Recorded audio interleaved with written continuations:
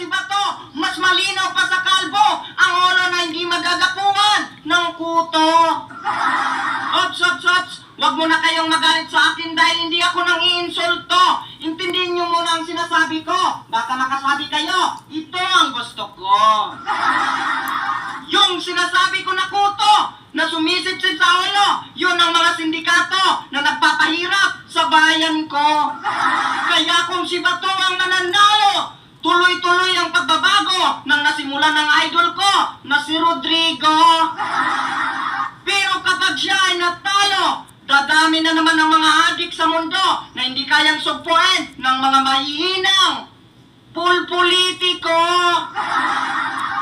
At kapag Miss Philippines naman ang pinag-uusapan, siya ang bida rito. Ang sabi niya, huwag nating isisi sa ating Pangulo ang pagdating ng mga Chino dahil kasalanan ito ng mga dating nakaupo sa pwesto. Pero kung gusto ninyong bawiin ang ating teritoryo, bibigyan ko kayo ng barel. Sino ang gusto na samahan ako? Atakihin natin ang mga inchik na yan, na mga walang respeto sa karapatan ng mga Pilipino. So yan mga cover like react para kay Bato. Wala nang intro-intro. Ibuto natin si Bongbong Marcos. Magaling na pinuno at tinanga ng lubos. Sabi nga sa hula ni Nostradamus, siya ang mag-aahon sa atin sa paghihikaos. Mula sa gupit ng pandemya na labis na nakakalungkot. Pero kapag ang ating Pangulo ay si Bongbong Marcos, umasa ka na tayo ay makakarahos dahil siya ang magbabangon sa atin mula sa pagkakalugmok. So yun mga ka-over heart react para kay Giving! Wala nang intro-intro! Iboto natin si Manny Pacquiao! Kahit sinasabi ng iba na mukha siyang walang pamahaw. Pero yung puso niya kailanman hindi magiging bahaw dahil puno siya ng pagmamahal na nag-uumapaw. Kapag ako ang nanalo, gusto ko zero squatters talaga. Kasi ayaw ko na makakita na mayroong taong naghihirap. Kasi ako, galing ako sa mahirap at alam ko ang pakiramdam kung paano maging mahirap. Minsan nakakain, minsan hindi. At ang isang rason dyan kung bakit ayaw ko talaga ng squatter kasi doon sa squatter maraming lamok. Kaya ayaw ko talaga ng squatter kasi yung mga taong nakatira sa squatter, nahirapan silang mag-CR. Kasi kapag nag-CR sila, doon na lang sila tutuwad sa may butas. At kapag may tao doon sa taas, nakikita ang kalbo nila na mas sinaw pa sa ulo ni Bato. Kaya ayaw ko talaga ng squatter kasi kapag nag-CR sila, tumatay sila. Nakikita ko ang mga dilawan na palutang-lutang sa ilog. So yun mga ka-over, hariak para kay Manny Pacquiao! Wala nang intro-intro. Iboto natin si Isko Moreno. Siya ay matalino at maginoo. Kaya kapag siyang nanalo, matatakot ang mga oligarko. Dahil siya ay matapang at disiplinado. Pagdating naman sa ekonomiya, siguradong uunlad tayo. Dahil siya ay maawain at tunay na may malasakit sa mga Pilipino. Kaya kayong mga kabataan sa gobyerno, magtago na kayo dahil nandito na ang bilis kilos at hindi magpapadihado. Kaya sinasabi ko sa inyo, basta Isko Moreno, astig na Pangulo, purma pa lang, hindi siya magpapatalo. Umatas man ang kanyang buhok, ngunit hindi ang noo. Kaya madadalas man siya, pero hindi makakalbo. So yun mga ka-over, wow react para kay Isko Moreno.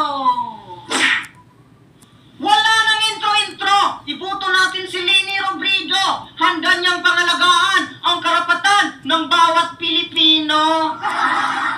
At kung siya ang mananalo, tuloy-tuloy ang demokrasya na maaaring sirain ng mga matatapang na mga pulpolitiko. Tandaan, basta Robredo, hindi magasto. Kaya magaling yan maghawak sa pundo. Kaya kapag siya ang nanalo, mananatili tayong malaya. Ang Pilipinas ay malaya pa sa na maglilingkod sa Kanya. Kaya mabuhay ka, mahal kong ina. Bow. So yun mga ka-over, carry up po para kay Lini Robredo. So what's up mga ka-over? Nandito na naman ang super dream ng kakaibang lahi. So ngayon sa survey na to, tingnan natin kung sino ang mananalo. Kaya bumuto ka na. Pero dahil bago ka pa lang sa aking channel, alam ko hindi ka pa nag-subscribe, kaya pindutin mo na ang subscribe. And don't forget to click the notification bell para updated ka sa mga gwapo. So yun mga ka-over, mag-subscribe na kayo. Please subscribe. Hindi naman ako nagmamakaawa, pero sana maawa naman kayo. So yun mga ka-over, ganito mag-survey. Kailangan i-promote mo sila lahat para peer ba? Para peer. Peer. Kasi meron kasing iba na yung iba nagsisiraan para ma-endorse lang nila ang sinusuportahan nila. Hindi pwede yun. Galit ako sa mga ganon, pero hindi ako pwedeng magalit kasi bawal kasi magtanim ng galit sa kapwa eh. So yun mga ka-over, sa survey na to, sinusubukan ko si Bongbong Marcos kung talagang malakas ba talaga siya sa tao, kasi nilagay ko siya sa heart react kasi mahirap mag-heart react, diba? Kaya tingnan natin ngayon kung malakas ba talaga si BBM sa mga tao talaga. Tingnan natin kung mananalo siya sa survey na to. So ngayon mga ka-over, gusto ko lang sabihin sa inyo na ako, tatakbo din ako ng president election sa 2022. So ngayon, ang plataforma ko, gusto kong lalamangan ko yung mga plataforma ng presidential ngayon para ako talaga ang mananalo. Sure na talaga. Okay, ang plataforma ni Bato, una, lalamangan ko yan. Okay, yung sa drug trafficking. So, paano masusugpo? O, ito gagawin ko, sasabihin ko sa inyo kung ano ang diskarte para ako talaga ang dyan, magaling mag-diskarte dyan. Una dyan, para hindi na maka-export to ang tawag dyan, ng galing sa ibang bansa, ng droga, hindi na makapasok sa Pilipinas, gagawin ko ng matalino na hindi na talaga yan makapasok. Imposible naman na hindi natin kayang pigilan ang pagpasok ng droga sa galing sa ibang bansa, di ba? Anak sa iring naway lupot. At ang pangalawa, yung mga pintahan dito sa Pilipinas sa drugs, kailangan kong gawin dyan.